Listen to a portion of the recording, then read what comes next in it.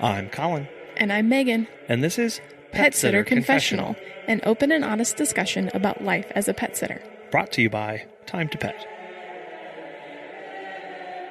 Well, hello everybody, and welcome back.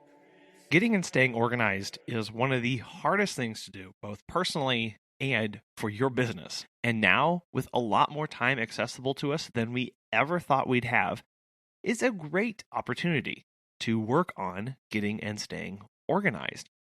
So today, Savanna Westwood, the Savvy Sitter, is on to talk about her processes that she has in place and gives us some tips and tools to help us along. And hopefully, by the end of this and moving forward, we'll not have so much clutter around, both mentally and physically in the space around us. So grab a pen and paper or your favorite note-taking app, and let's get started. Savanna, thank you so much for coming on today. This is a really big and important topic. I couldn't agree more, Colin, and thank you so much for having me. I'm looking forward to helping my fellow pet sitters and dog walkers help them keep organized. You also have a background not just in pet sitting, but also in organization. Yes, so kind of a little brief history of my career. I actually started in an international moving company, which was a startup. And my title was an international relocation specialist. And that's basically a fancy term for I could basically move your household goods from country to country through customs and all that fun stuff. And with that job, you had to be extremely organized because you're handling multiple moves during the day and through the month. Basically, I worked there for 3 years, parted ways, and decided to start my own company as a professional organizer called the Savvy Organizer.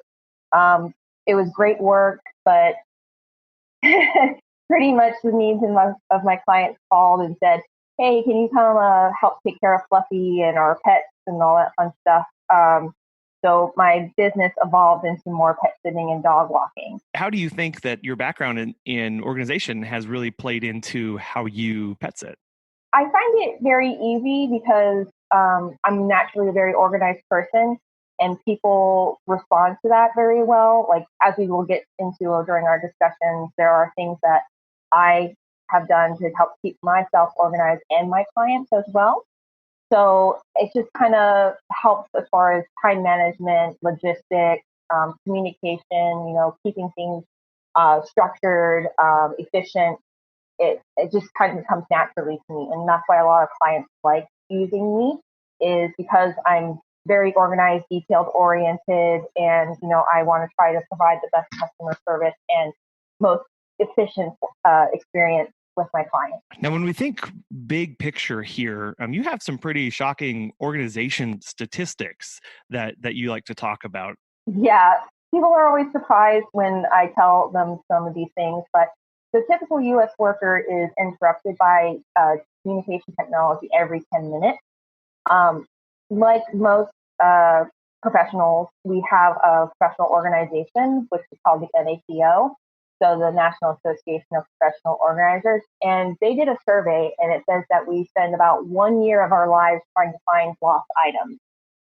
1 in 4 families that have a 2-car garage can't park in them because there's so much stuff in them. So it's basically an on-site storage unit. And then another surprising fact is 80% of the items we have, we never use. And here's a fun one. I think your wife would appreciate this, but cleaning professionals say that getting rid of excess clutter will eliminate 40% of the housework in average homes. Yeah. And here's the real shocker. So I'm sure where you live, you see probably storage units and storage facilities getting built up, right? Yes. Yeah. It's almost as frequent as banks and at fast food joints. Yeah, pretty much. But did you know the business of storage units and facilities is a $154 billion industry and growing? I did not know that. Now you do. Yeah, and it's one of those things of there's the stuff that you're not using, and then you're paying people to store it to not use it, and there's Yes. wasted money, wasted time throughout that entire process. Mm-hmm. Exactly. At one point, you were a professional organizer. How would you define what an Mhm. organizer is and what they do? So a professional organizer is a person that can help you organize any of the physical and digital spaces in your life. There's also something called projective consultants, which they fall under the same category as an organizer, but they're there to help with more of the non-physical, non-material things, just to help make things more efficient. So time management, scheduling, and all that fun stuff. But overall, organizers are here to establish order, function, and clarity. Those three words are so powerful, especially in as a pet sitter, when we feel like we don't have order, when function can break down in our hectic days, and clarity can, you can kind of have a hard time figuring that out sometimes. So those three words really stand out to me. Well, that's the point of a professional organizer. We're here to help you get those things that you want. So I think the big question of all of this is, okay, how can I be organized? There are a lot of people that they're naturally just ingrained to be organized, but I think a lot of people have to realize that there is no right or wrong way to be organized. But you have to have a system that you use and or create that it has to work for you. So it has to make sense to you. It has to be reliable. Um, Pretty much when I get sometimes called in to do a room or something like that, we'll say a closet, for example, I can go into any closet, organize it how I would use it. But the problem is it's not my closet, it's your closet. So whatever system I set up may not work for you. And that's kind of the goal of a professional organizer is we're helping you kind of help create that system specifically geared towards you. So if you're on your own when you're trying to get organized, you just need to try to remember to set up a system, try it out, stick to it for a while. If it doesn't work, tweak it and try again. Yeah, I think we've all had that experience of as pet sitters of maybe being in somebody else's home and not being able to make heads or tails of where anything is or why it is there, and then we go back in our home and go, well, this is a logical reason, or this makes sense for all of these things to be here. But it's, as you mentioned, it's a very personal decision. Exactly. So when we're trying to build these systems, it's basically you're creating a new routine or a habit. And it takes about 21 days to 2 months to create new habits or routines, and they become automatically ingrained into our system. So I think it's important just, to have just good organization habits in general. Yeah, and whenever you start something new, to go, okay, I need to give this a month to stick with this and see if this really is going to work, and not a fly by day to day different changes of I can do this one thing for 1 month, and then we'll reassess at the end of it just to see if it sticks and if it's actually going to do what I hope it is. Exactly. So are we ready to get into some good organization habits? Absolutely. Absolutely. Okay. So some general good organization habits are organizers usually declutter on a regular basis. It's called habitual decluttering. So even if you're kind of daily decluttering, for myself, for example, I pretty much go through my wallet at the end of the day. I take out any spare coins, any receipts, and I put them kind of where they need to be. So I'm not carrying that extra uh, clutter in my wallet. But there's also times where you do need to take once or twice a year, take stock of all the major clutter and do some purging. So just keep that in mind. So here are some general tips that will help in your personal life and in your business. So what I'm about to tell you will not only change your life, but it will also help with your business as well. All right. You have your pen and paper ready? I do. Okay. So the first thing that I tend to do is I write a list every morning. When people start to feel overwhelmed and their mind feels cluttered, and then you start to feel panic and stress, it's important to take a minute and write down what you need to get done for the day. Seeing it physically manifest on paper makes it less scary and not as overwhelming. In addition to that, it helps free up the mind to focus on the task at hand. Personally, for me, I take my list and I make 2 or 3 categories: one for business and one for personal, and something else that daily tasks or whatnot. personally, I'm a pen and paper kind of gal. I'm addicted to the sweet satisfaction of taking my pen and crossing it off immediately. But there are applications on your phone to easily make it like a list that way as well. Mhm. But again, I'm more of a pen and paper kind of person. What I love about the list idea is, our brains are really good at being creative but they're terrible at storing information. And as you mentioned there, when all that clutter builds up, things get blown out of proportion and you feel like you're losing track of stuff. So it just helps it nail it down, makes it, as you said, manifests it into something that you can look, stare at, and then have that satisfaction of crossing it off at the end of the day. Exactly. I think when we keep things in our head, they seem bigger than they actually appear. So I think that famous saying, like, how do you eat an elephant? One bite at a time, at a time. Yep. Or a giraffe. I've heard that one too, but the elephant seems to be the bigger picture here. Yeah. So another tip that I like to use is find time and use it to your advantage. And what I mean by that is I don't think people realize that we do spend a lot of time waiting for things. So either waiting at the bank, waiting to get car repairs, just waiting in line in general.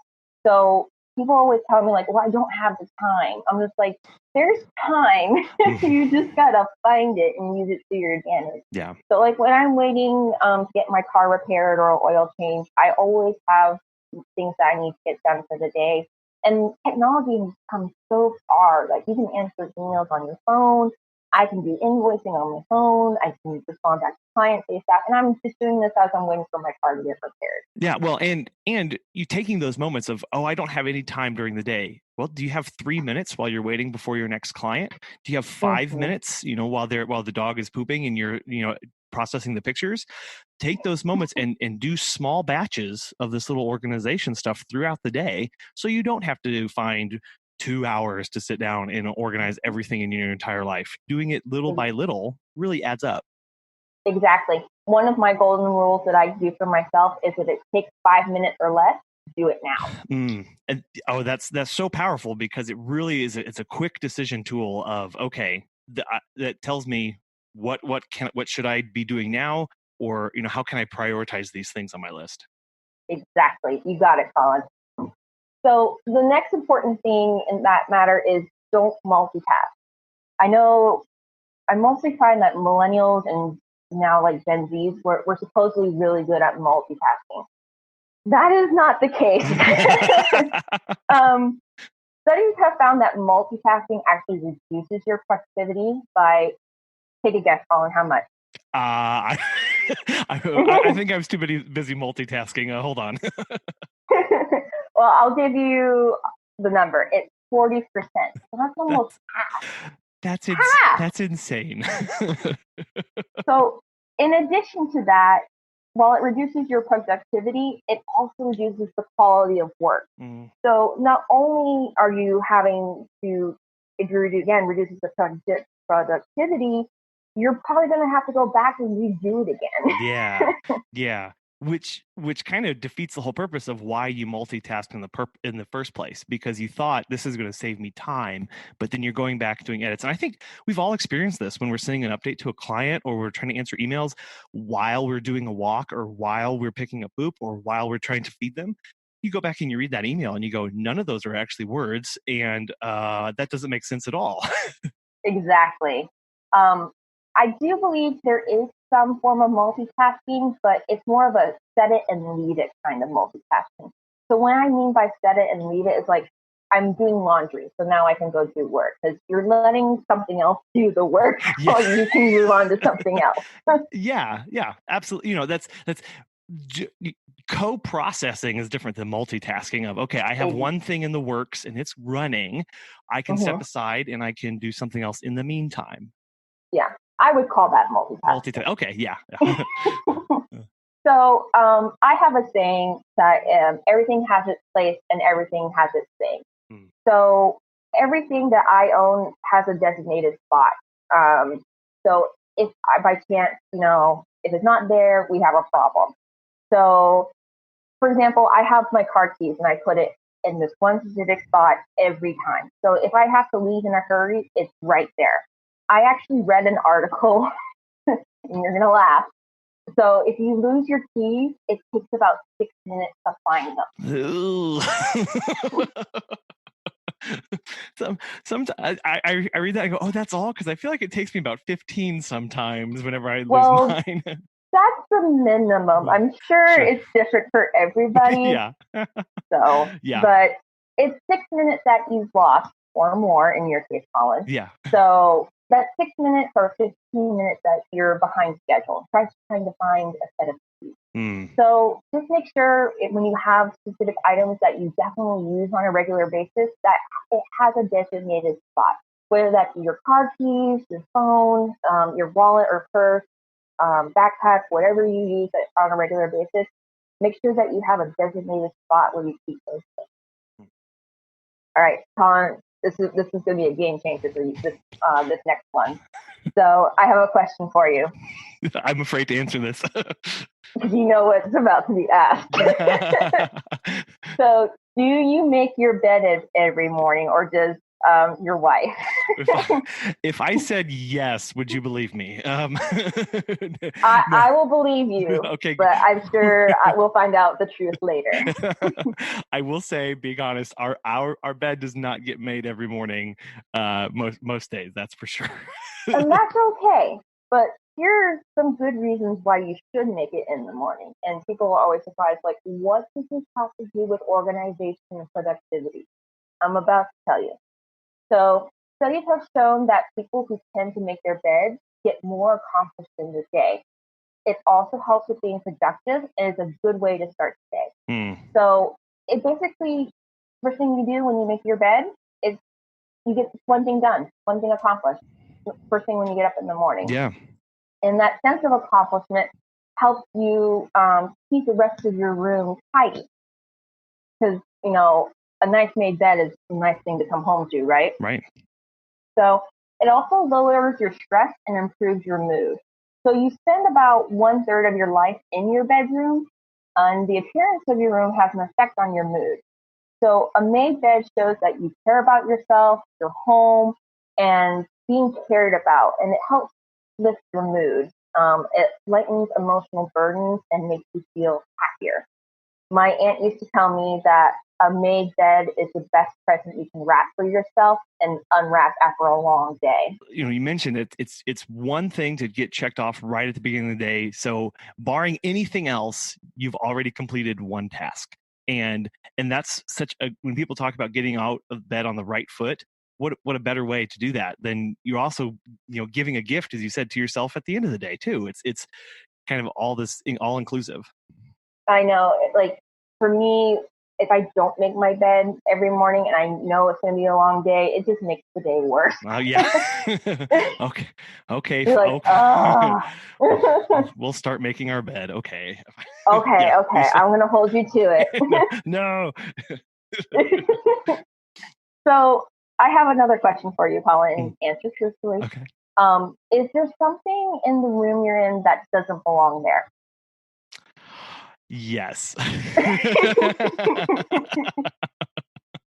So another rule that I apply is never leave a room empty-handed. And this is kind of what that means. So chances are, if you look around in the room you're at, something in there doesn't belong.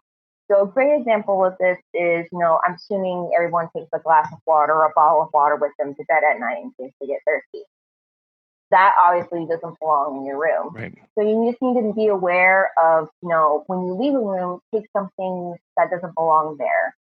So whether if you're taking that glass of water and bringing it back to the kitchen, or you have a pile of mail that, needs to go to the office, just make the conscious effort of being aware of what is in that room and where are you going to and what can be taken there. So instead of walking back and forth multiple times, like, oh, I forgot my keys, oh, I forgot my laptop, just being mindful of, again, everything has its place and every place has its thing. Right? Yeah. These aren't big tasks. These are little things, finding little pieces of time, finding one object to leave a room with and take it to where it's supposed to go. It's so that you take these one bites of an elephant at each time throughout the day. like the goal, people are always surprised that when people ask them, well, how long does it take to organize and declutter a room? You really won't see any changes until hour 4. So, wow. yeah. That really puts it into perspective. Yeah.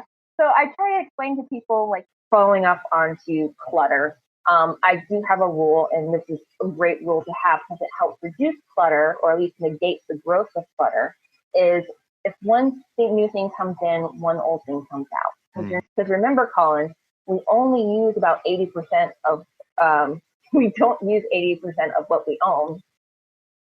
So it's important to not have that clutter or add to it. Now, one of the places that pet sitters spend an awful lot of their time is in our cars. And sometimes our cars can feel like our second home. And so they tend to also be pretty disorganized. I would have to agree with you 100%. So I do agree that our car is basically either our first or second office. Yes. Again, professional organizers have another saying: a cluttered desk is a cluttered mind. But in our case, a cluttered car is a cluttered mind. So what I do is I regularly get my car cleaned and detailed. We do have grime, dirt, dog hair, general unpleasant smell sometimes that is becoming emotionally too. But I think it's important to get it regularly cleaned, not just for your car, but for yourself too. And it is a business write-off as well. So use that to your advantage. When you're spending time in a car, it's gaining that time back. I would try to listen to audiobooks, learn a language, listen to podcasts like Pet Sitter Confessionals to learn something new.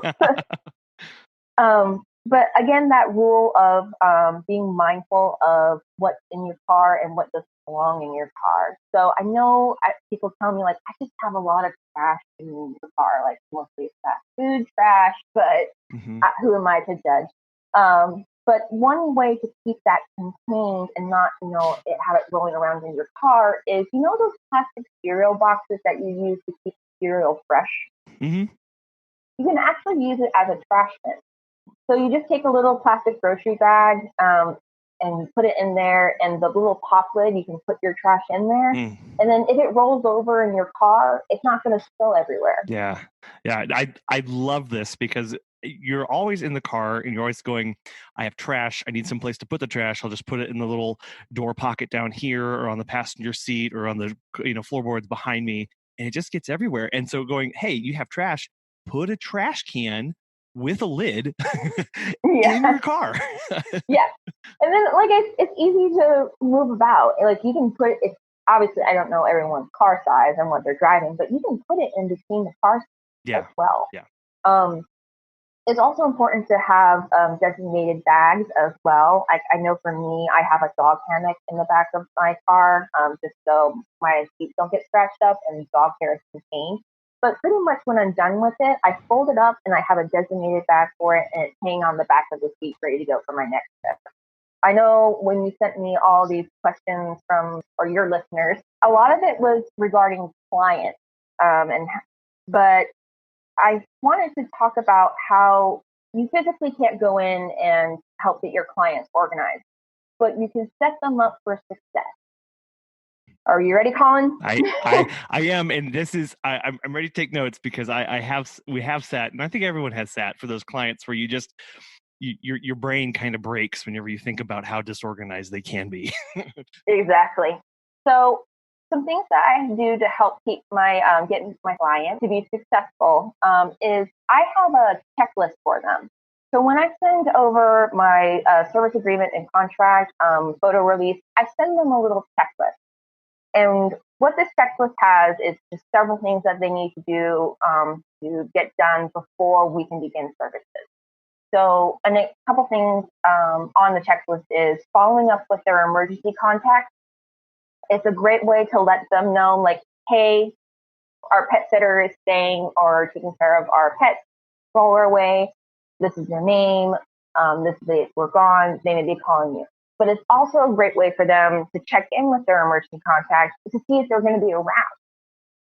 So that's always important to them because, I mean, if they're not around and you can't reach anybody, what are you going to do? Right, right. So another thing that I have on my checklist is to follow up with their security company, or I work for a lot of clients that live in gated communities. So making sure that the security company and the gate guards are aware that I'm coming, who I am, what my information is, and what my secret codes and passwords are. Yes, yeah, and this just speaks. We have a rule, and for us is don't get the cops called on you, and this speaks volumes to that. Yes, we don't want that to happen. No. At all. And I know I've added onto my list later on, and this might be good for. I live in Florida, so we have those horrible, horrible summers that you can fry an egg on a car and some bacon and maybe a pancake, and you have a full breakfast ready for you. It's pretty much a guarantee that every summer when one of my clients goes away, their AC unit breaks.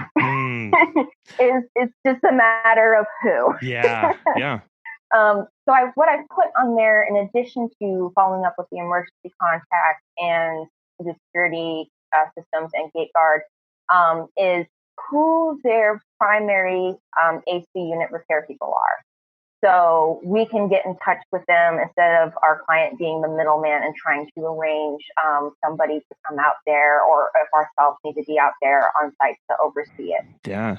I love hearing that, because that's one of those things of all of a sudden you do find yourself in the middleman and you're asking, who do you normally contact? And you're having to wait, and then you're having to play this back and forth. If you already have that person's name and everything ready to go, you just let them know, hey, I called your AC guy because it's broken. Yeah, pretty much. Yeah. And do you know why, Colin, I know this is being used as far as my checklist? How? I get that paperwork back and it has all the information on it, and it's crossed or checked off. Yeah. The checklist, it's so simple and yet so powerful and so effective for those reasons we've been talking about. Exactly. And it shows your clients that you're organized and you're thinking a couple steps ahead. Yeah. Another thing that I do on a regular basis is I have a consistent schedule and time that I send out payment requests and invoices, as well as when they're supposed to be received. So if we make sure that our payment is obviously and our cash flow is good, our clients are aware, like, okay, I need to make sure that I need to pay Colin, Savanna, whoever. So just having that consistent day, for me it's Sundays, to send out those invoices, and then usually by Monday or Tuesday or even Sunday I get payment. Another thing that I do is I send out monthly emails. I always try to send it the first couple of days in the month, but with the email, obviously you put tips and kind of what's going on in your business, but I also put what holidays and when school breaks are coming up. So it's obviously school breaks and holidays are a little bit different in each state, but obviously I don't know what your spring break is, but I know when my spring break is. Yeah. But it's pretty much a guarantee that you're going to get between, or at least for me, I've gotten at least 3 to 5 responses back from that one email that was sent out, with clients contacting me and say, hey, we need you for these dates. Yeah. And what I hear that speaking to is trying to avoid that last minute scheduling crunch, because the further you can get booked and everything in stone, the more peace of mind you're going to have, and the less chaos, because we all have had that a holiday comes up and we're looking at our calendar going, okay, people are going to start booking anytime soon. And then the weeks pass and then it starts getting closer and then it's the day before and you get slammed and you're like, going, did they not know? And you're cutting that off at the knees and going, your pet sitter am sending you when you may potentially need me. Well, I'm sure you get the question all the time, like, well, how far in advance do I need to book you? I'm like, the sooner, the better. Yes. And this again just puts it out there and helps another gentle reminder of, hey, these dates are coming up. They may be important to you. Exactly. We can dive right into some of the questions. And I want to thank everybody from Facebook and Instagram that responded and sent in their questions and comments for staying organized. We talked about at the beginning of the show of it's a big topic. It's kind of a scary topic. And so thank you for everybody who submitted questions for today for Savanna to answer for us. All right. I think the first question was about keys. Am I right? Yes, it was. It was someone. One of the comments was keys. So many keys. Okay. So there's a couple ways that we can organize keys. The first way, I try not to be responsible for the keys, so I ask the clients if they can have a lockbox on site. That way, in case there's an emergency or my assistant needs to get in or another person or someone to come do some work on the house, there's a way for them to get in and we're not having to pass the baton or the key in this case to that person. In addition, it's a great way for if the client ever gets locked out of their house, they have a way of getting back into. Yeah. And then I usually get that makes sense. I'm like, yeah. Yep. Mm-hmm. Yep. So if you do end up with keys, and I do have these as well, is you can get little key tags either on Amazon or any kind of store, mostly Office Depot, and you can write on the key or the tag in this case the client's name and or their pet. So that way all keys look alike. You're not having that problem of like, I think it's this one, or there's two keys that kind of have the same logo. I don't know which one they are. So instead of doing trial and error, at least you have that kind of key tag to tell you the difference. And either just a keychain too, or you can go to Home Depot or Lowe's, and there's these new fancy looking keys that have like Hello Kitty or what have you. But the more I think you can distinguish the keys either with Art Deco on the key or a keychain or a key tag, the better. If you are a big nail polish fanatic, you can take the key head and get it painted with whatever nail polish color you want. And that way it's color coordinated. But you know those business card holder slots, right? That you can put in a binder, yeah. Right, Colin? Yeah. You can actually use those to put keys in them. And you can put a little index card or a business size piece of paper, or business card size piece of paper with the client's information. So the key's pretty secure in that. So, and again, that's organized and you can pretty much grab the key and go. But I always make sure that my keys are in some form of bag and not like loose in the car either. Yeah, having a bunch of loose keys just sends me into anxiety attacks. And so, I love the try and make them visually as different as possible. Step one. And then step two, get them into something, whether that's a bag or the business card slots, or as you mentioned at the beginning, they're preferably at the owner's home. Because, the context of a key is at a door. You don't really need it when you're out running around the city. You need it when you're at that person's house. And so trying to use those lock boxes, that's a great idea. And if people are wondering where you can find these lock boxes, Amazon. That's the answer for everything. That's the answer for everything. Yeah. Lock boxes are great. And again, that's, you're not having that extra responsibility of being in charge of a key and, that guilt of losing the key and like, crap, I don't know where it is. Yeah. But that's what I was going to say.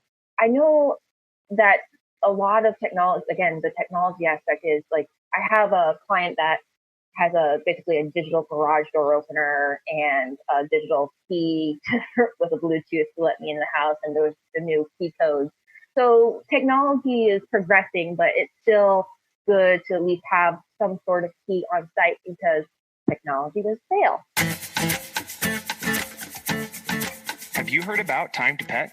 Doug from Bad to the Bone Pet Care has this to say. Time to Pet has made managing my team and clients so much easier. Our clients love the easy-to-use app and scheduling features, and our sitters love being able to have all of their information organized and easily accessible. My favorite feature is the instant messaging. By keeping conversations on Time to Pet, we are able to monitor our team and ensure nothing ever falls through the cracks. If you are looking for new pet sitting software for your business, give Time to Pet a try. As a listener of Pet Sitter Confessional, you'll get 50% off your first 3 months when you sign up at timetopet.com/confessional.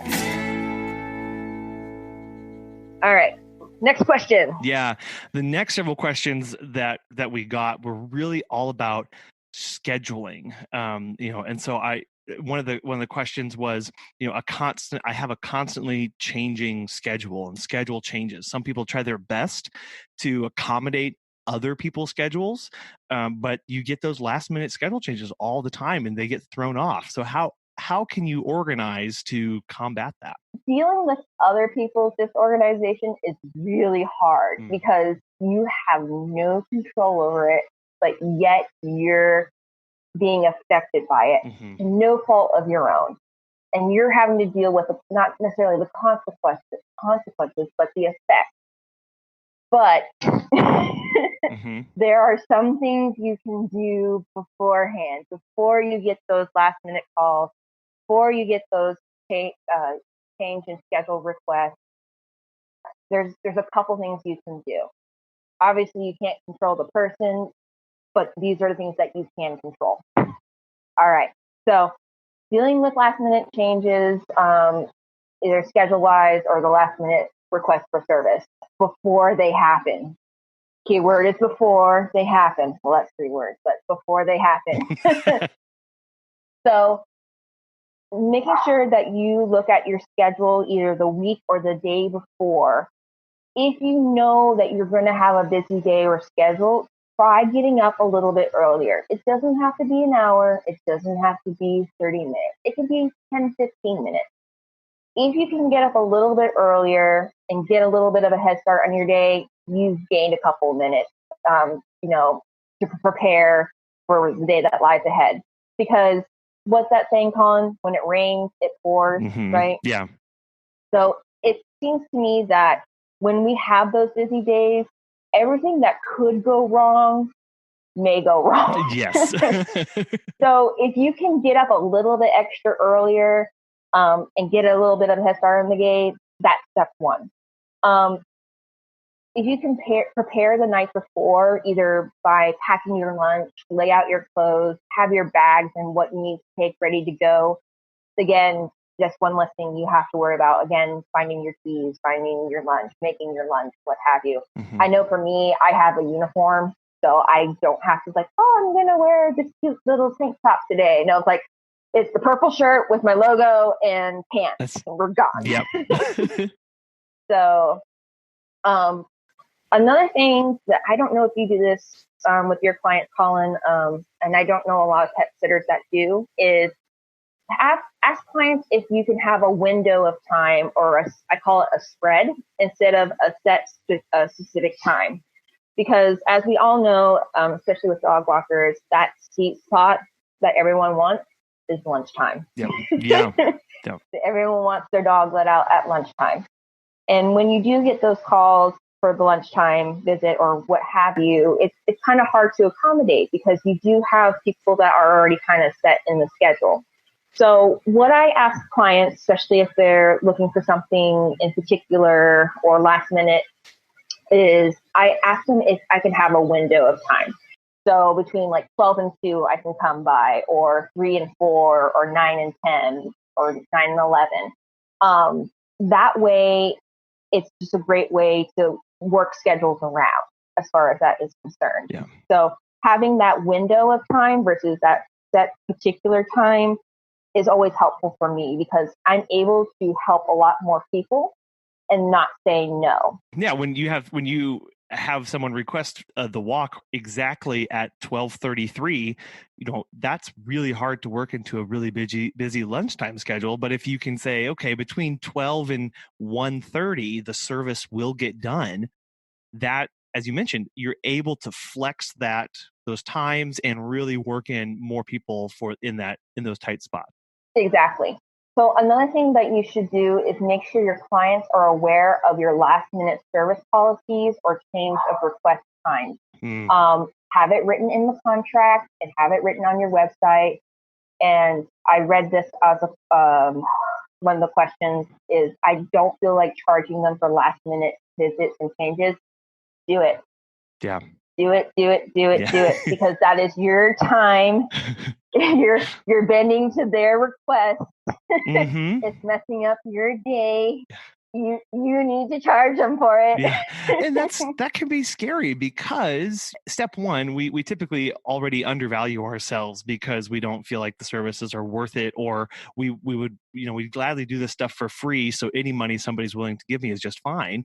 And then step two, sometimes, we don't like making people angry, and it can be kind of scary to go, okay, because you just requested a walk that you want done in the next hour, I am going to charge you 25% more, or whatever, however you choose to do that in your business.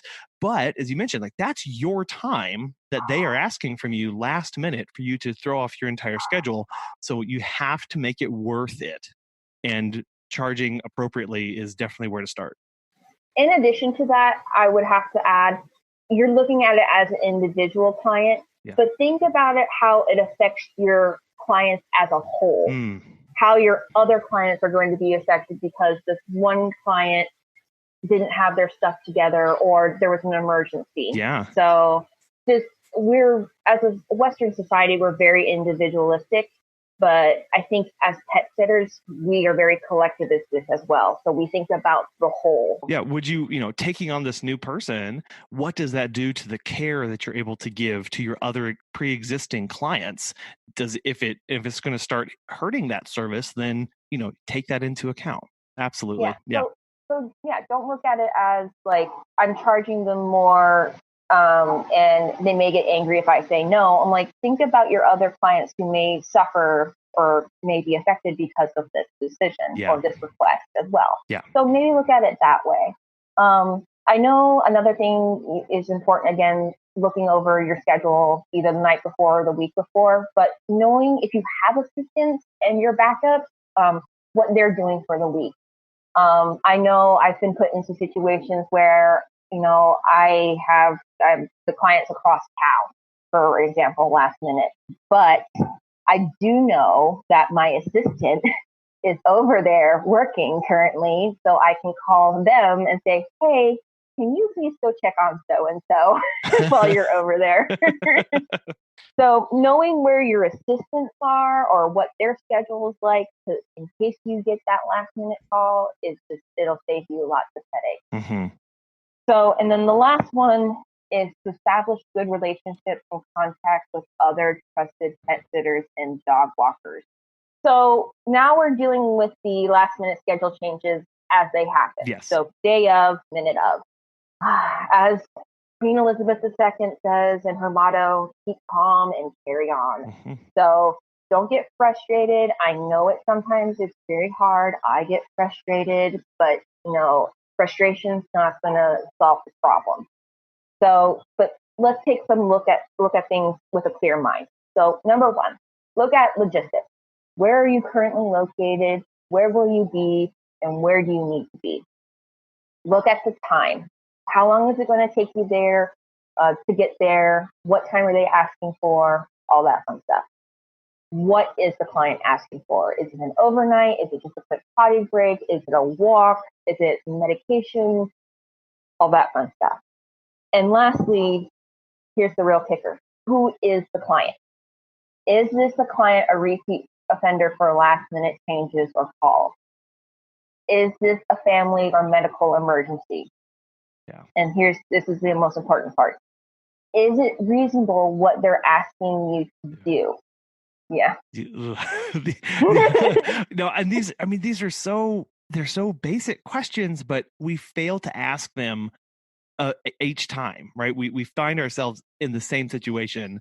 That goes on to the question of what you can, looking at yourself at this point. So is the time requested, and I have it in big, bold letters, does it work for your schedule? So if the answer is no, and you can say no, say no. That's so hard though, because we're caregivers, right? We're caregivers. We love to make people and pets happy by providing excellent service, or by serving them. And saying no, gosh, that's a nasty 2-letter word. Yeah, and it's also like a little dagger to your heart, and it's just like, but you are only one person, so you can only do so much. So I know we don't like to say no. I know that I hate saying no, but this is what you can do. Offer what you can do instead. So, for example, I actually had a client call me today. In fact, I was scheduled to go walk them around lunchtime, and I get the call of, can you actually go pick up my dog at the kennel, because I had to travel last minute last night and I could not get back.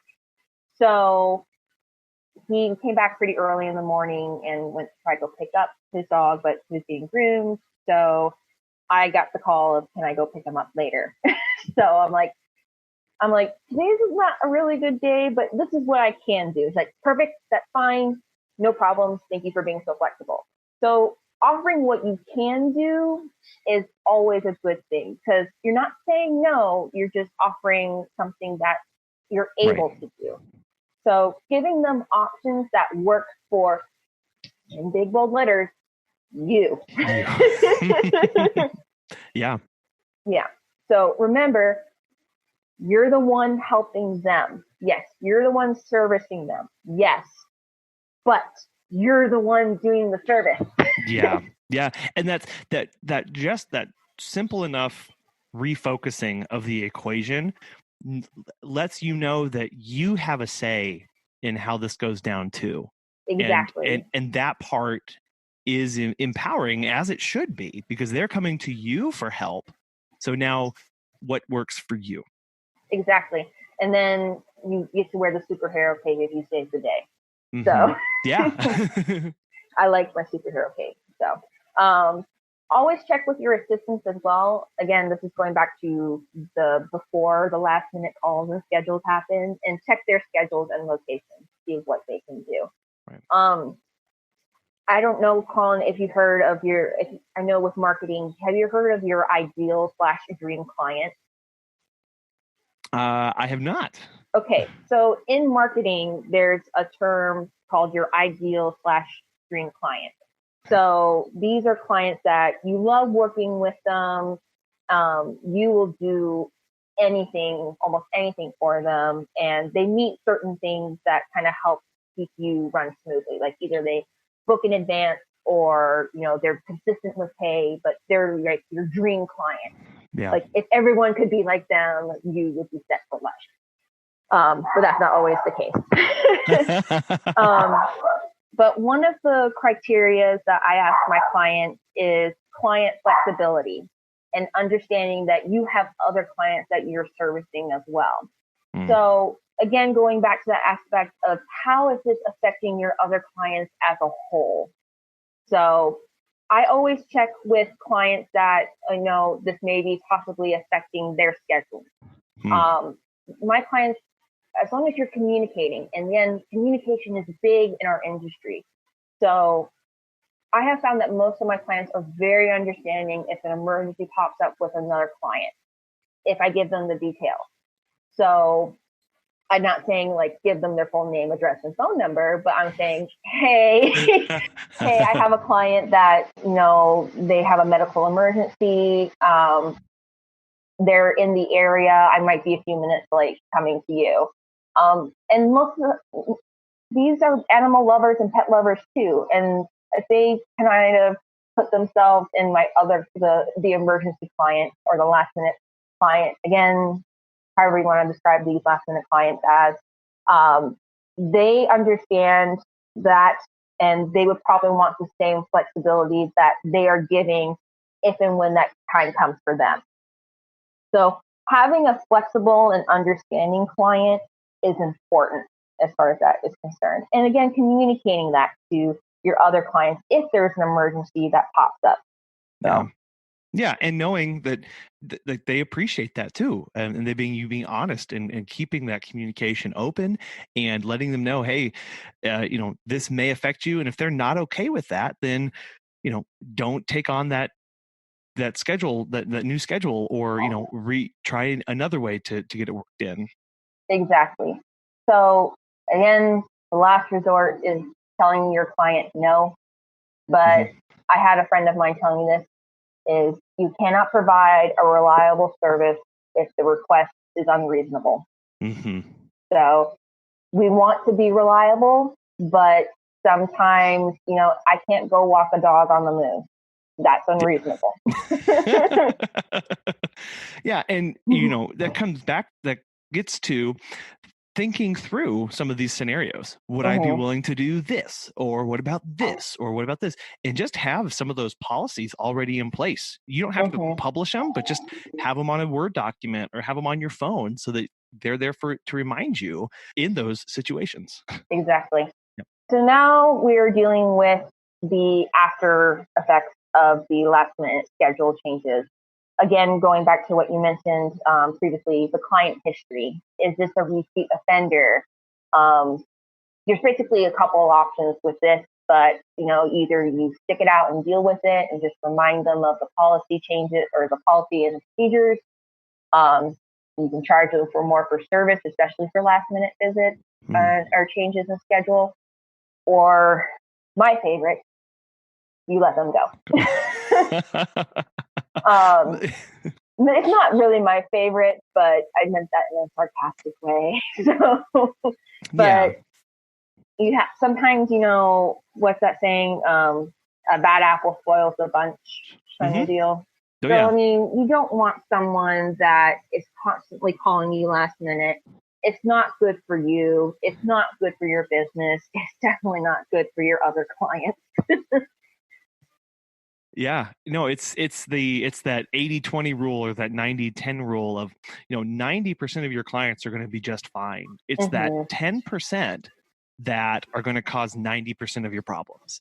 And so at what point do you no longer offer them service? And how do you balance that?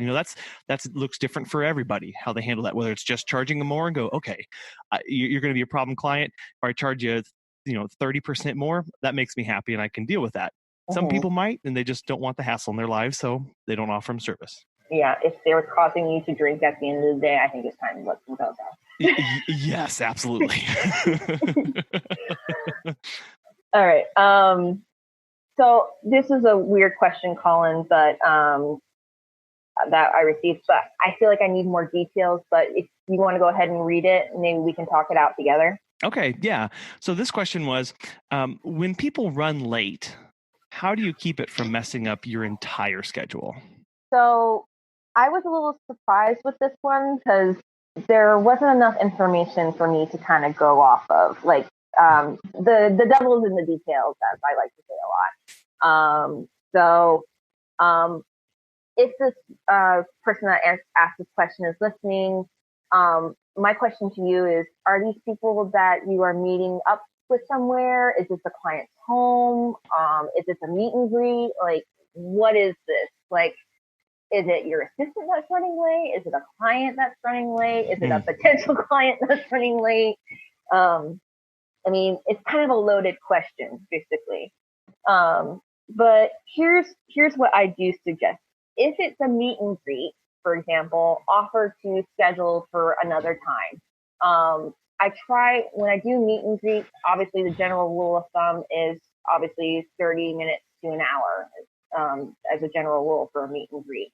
I feel like I sometimes tend to leave more towards the hour. But I always make sure that, I have nothing going on the rest of the day if I do run over. Sometimes adding that extra buffer of time So like if you know you have a client at 2:00 and you're meeting a client at 1, maybe try to shoot for 12:45 as a meeting. That way you have that 15-minute window if they do run late for whatever reason. And again, communicating with any client that you may have afterward that you are running a little bit late. And you can always reschedule, and definitely advise that you have other appointments to keep. Yeah. The time buffer really is helpful there. Of if you book yourself, okay, well, I'm going to have a meeting from 12 to 12:30, and then the next meeting is from 12:30 to 1, and then if you don't give yourself buffer, what happens if traffic's buckled, or what happens if somebody does late? Then everything does get thrown off. So really building in buffer and some break points in your day so you can catch up if you need to. It's literally the domino effect. Yes, it is. So the next question, I believe, is about burnout. Yes. So this person wrote, I stay pretty well organized, and so they're pretty well organized to begin with, but they tend to go through burnout cycles because I'm always manic about one thing or another, but sometimes forgetting that no is an option. I know we touched on that, and then they get totally burned out. So I think I mentioned to you, Colin, that I practiced this with a colleague of mine yesterday. Yeah. And when I got to this subject, she's like, thank you. Oh. So thank you for reminding me this. Yeah. So what I do is I keep a standing appointment for myself, and I treat it like a client. So obviously, Colin, you don't cancel on clients unless it's absolutely necessary, right? Mm-hmm. Yeah. You need to treat yourself as a client. Yeah. Yeah. No, I'd love that idea. Yeah. You shouldn't cancel on yourself, because that's your me time. I know for me, I'm usually officially off the clock in regards to work between 7 and 8 p.m. So that gives me 2 to 3 hours to chill out for the rest of the day. And yeah, I have little breaks in between during the day. But I'm officially done between 7 and 8 o'clock at night. Yeah. Do not, I'm slamming my fist on the table, do not cancel on yourself because you need to have your me time, because you're worthless when you are burnt out. Yes. Yeah. So yeah. I know, for an example, I get those weekend calls, like we're going, I'm in Orlando, we're going to go to Disney for the day. So I have a standing appointment with myself, with my riding instructor, not riding, I'm on a horse. Yeah. That I always keep, that it's a standing appointment and it's my me time. So again, going back to what I previously said, if you can't offer the specific time they're asking for, offer what works for your schedule. Yeah. So if you give them an option, 9 times out of 10, they're going to take it. Yeah. So, but again, Colin, do not cancel on yourself. Yeah, because as you mentioned, setting that framework of, well, I'd never cancel on a client, so why would I cancel on myself? Shouldn't I be making sure that I'm okay first, so that I can give that best care, so I can give that high quality and that consistency that I strive for, and that really helps block out that time and makes that important. Yeah. There is an I in pet sitter. So right. Yeah. Yeah. And our next question kind of lines up with this time theme of I just lack time in general. I'm often invoicing people at midnight or coming home from a visit at 10 p.m. What I have to say to this person is you need to listen to the Streamlining podcast. Thank you.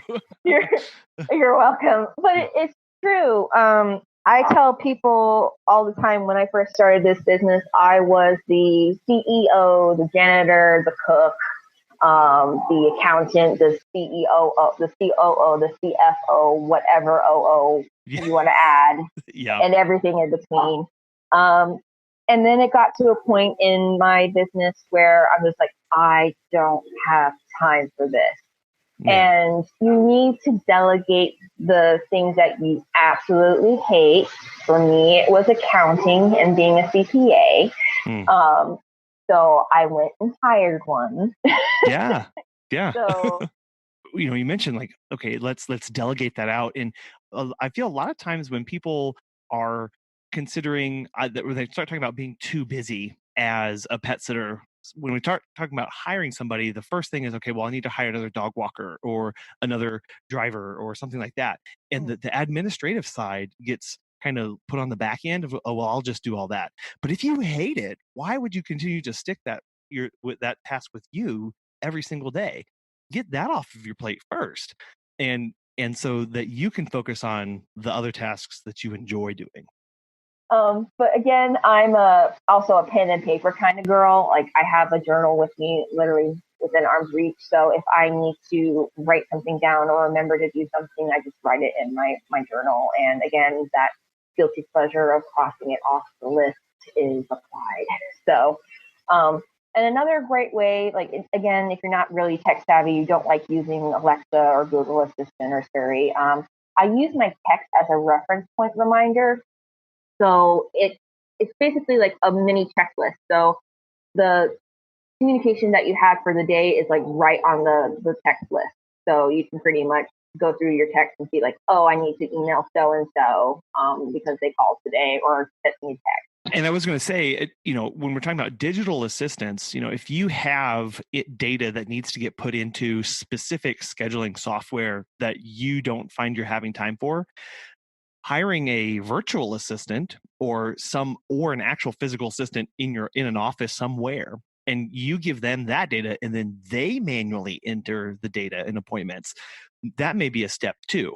If it has to go to someplace specific that maybe Google, Alexa, or Siri can't hook into, just if you don't like manually adding it, but it still needs to get manually added, have somebody else do that.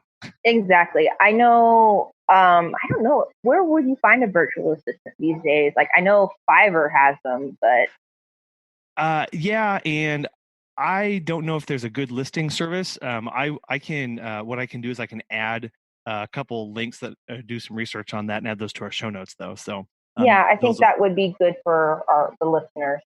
So, yep. But I know Fiverr has it, and that's FIVERR.com. So,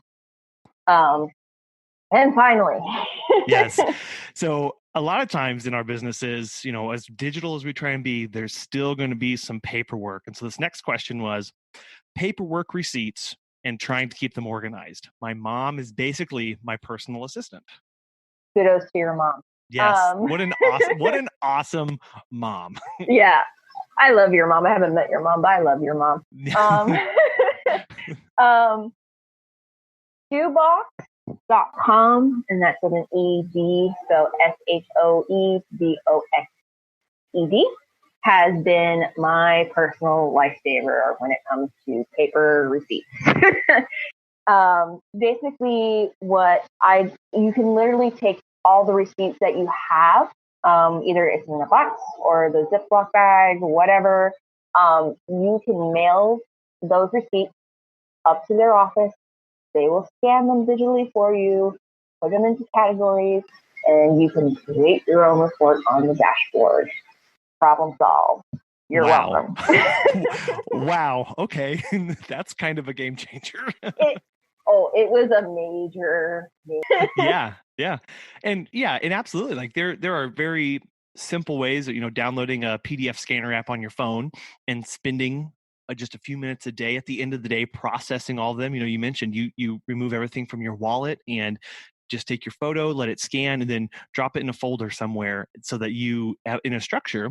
And maybe start there, and then if you have too many receipts or it gets too overwhelming, move up to the QuickBooks or the Shoebox and just get more and more of it off of your plate. I'm curious, Savanna, if you have any other resources that you'd recommend that people could seek out if they're interested in diving deep into more about organizing for their business or just personal organization in general. There are, like I mentioned, professional organizers. We do exist. We are like the fairy godmothers with a magic wand, so we'll come in and help you. We're not going to do it for you. We're going to help you get through it. So the National Association of Professional Organizers, they usually have a list of local professional organizers that are in the area. So if you're considering, if you feel like you can't do it on your own, get help. I would recommend getting it through NAPO because they do have a certification program that exists for them. I think, Colin, have you ever heard of Marie Kondo? I have actually. She actually has tell me about her. So Marie Kondo, I'm probably going to slaughter. Yeah, the life-changing magic of tidying up, the Japanese art of decluttering and organizing. Wow. In a nutshell. Right. This book is just a different way of organizing. So most organizers go by room. Marie Kondo basically suggests to go by category of items. So you basically pick up, you pick a category. So in this case, books. So you go throughout all the house and make a pile of books.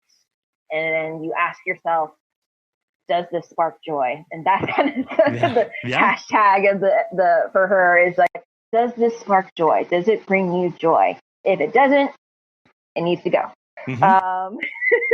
So that's that's one that's just a different method of organizing. If you have time to read, if you like reading, Marie Kondo, it's a different way of organizing, and there's nothing wrong with it. It's different. Just different. It's different. Again, like I said, there's no right or wrong way of organizing as long as it works for you. And then if people just have questions in general or just kind of want general feedback, you're more than welcome to contact me. So absolutely. So my next question was, how can people reach out with questions? Because, we covered an awful lot. And with you being a pet sitter, you have a unique insight into how to apply some of these to the life of a pet sitter. So how can people reach out to you and follow along with all that you've got, with all that you're doing? They can reach out to me to my Facebook. It is the Savvy Sitter, and it's SAVVY. Like Captain Jack Sparrow, Savvy. Yes, that's the nickname. That's where it came from. Thank you, Captain Jack. Very nice. So they can reach me at the Savvy Sitter on Facebook. You'll see my beautiful face on the profile. But I'm also on Instagram, and again, it's the Savvy Sitter, SAVVY,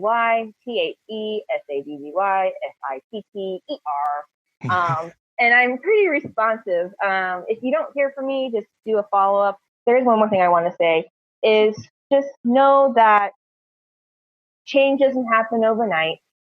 No one's perfect. And, if you're striving to make a better you or make your business better, just eat the elephant one bite at a time. Mm-hmm. So, and it doesn't matter where you start as long as you start. So. Right. Yeah. I love that. No better words to end on than that. Savanna, thank you so much for walking us through all of that information. I know we all need it, and there are areas that we can all improve on. So thank you so much for talking with us today. It is my pleasure, and I hope everyone has a awesome day. Since doing this interview, I know one of the things that both Megan and I have tried to implement in our home and when we are out and about is to never leave a room empty-handed. With kids, that makes cleaning up so much easier, and as running a business, it keeps the clutter down in the spaces where we need to be working, especially now where we are home and we're kind of all on top of each other. So staying organized just as a home is so much more important now than it ever has been. And then as a business, building these habits into it right now. At the very beginning, Savanna talked about how a lot of these things take time to build in and time to get seated and adjusted to how you want to operate. With the lockdowns now and not being able to change things quickly, what a wonderful opportunity to start building in these habits so that whenever things do open back up, they're already ingrained and it's just how you operate as a business and as at a personal level. I hope you all have a wonderful rest of the week. We'll be back on Friday with another interview with a dog trainer, Kara, from the Doggy Spot, on things we can be learning now to bolster our animal handling or possibly certifications and things like that to be doing online to continue to educate and learn more while we have the time. We'll talk to you then.